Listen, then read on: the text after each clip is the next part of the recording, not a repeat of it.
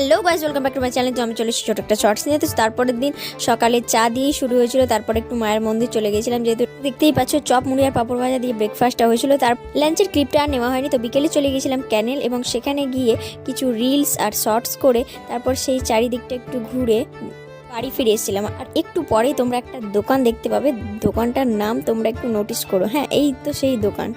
তারপর সূর্যাস্ত দেখে বাড়ির পথে রওনা হয়ে গিয়েছিলাম, এবং বাড়ি ফিরে একটু চা খেয়ে হনুমান বাবাজির দর্শন নিয়ে আবার চলে গিয়েছিলাম মেলাতে। তো সেখানে গিয়ে দেখতে পেলাম ট্যাটু করাচ্ছে।